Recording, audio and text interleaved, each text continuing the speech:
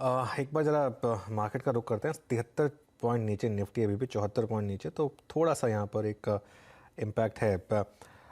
नीलेश भाई, एक Indian IT को लेकर अब आपका क्या व्यू है? क्योंकि पिछले पूरे साल हमने बेयर मार्केट देखी, इस साल के शुरू में हमने देखा काफ़ी रिकवरी आई, लेकिन अभी वापस थोड़ा सा एक यूएस फेड का इंटरेस्ट रेट का माहौल या फिर रिसेशन के फियर्स फिर से एक बार उभरने लगे हैं। इस समय आपका क्या व्यू होगा आईटी स्टॉक्स पर? तो मेरे हिसाब से अनुज भाई, ये एक बॉटमिंग आउट प्रोसेस है इंडियन आईटी क्षेत्र में। 1.5 साल पहले वहां पे शायद ग्रोथ की बहुत ज्यादा उम्मीद थी। Small and mid cap IT companies, चूंकि वो बहुत तेजी से ग्रो हो रही थी, उनके पी रेशो, उनके वैल्यूएशन लार्ज कैप आईटी से बढ़ गए थे। कुछ हद तक हमने अनुज भाई ये भी देखा, आईटी क्षेत्र में सैलरीज एंड वेजेस प्रेशर काफी बढ़ गया था।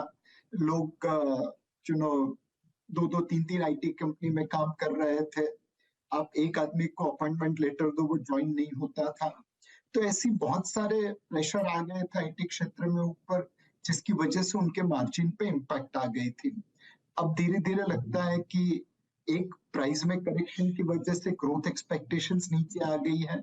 हमारे हिसाब से आईटी सेक्टर की कंपनीज इस ग्रोथ एक्सपेक्टेशंस को मीट कर पाएगी। दूसरा, मार्जिन प्रेशर भी थोड़ा कम हुआ है। सैलरीज एंड वेजेस के ऊपर जो प्रेशर था वो अब काफी हद तक कम हो चुका है।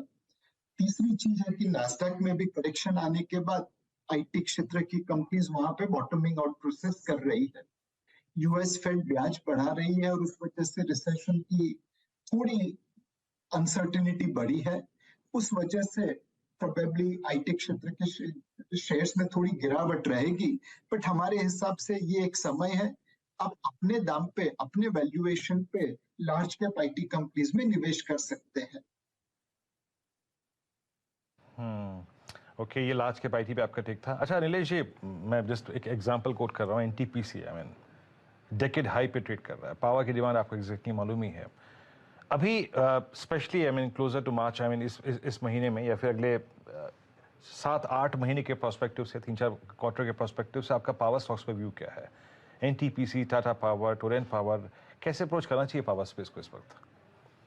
तो एक पावर क्षेत्र में हमें ये देखना पड़ेगा कौन सी कंपनीज कमिटेड रेट्स के ऊपर सप्लाई कर रही है, जिसे पीपीए कहते हैं, और कौन सी कंपनी मर्चेंट पावर रेट पे सप्लाई कर रही है। जनरली गर्मी के मौसम में हमने देखा है कि जो मर्चेंट पावर रेट है, फ्री मार्केट रेट है, वो बहुत ऊपर चले जाते हैं। इस बार भी उम्मीद यही है कि पावर डिमांड काफी तेज रहेगी। ये कुछ ऐसा समय है जहां पे पावर की ग्रोथ, पावर की डिमांड ग्रोथ जीडीपी ग्रोथ से काफी आगे चल रही है। तो जिस जिस कंपनीज में मर्चेंट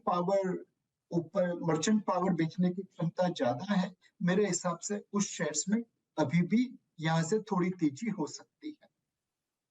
ओके।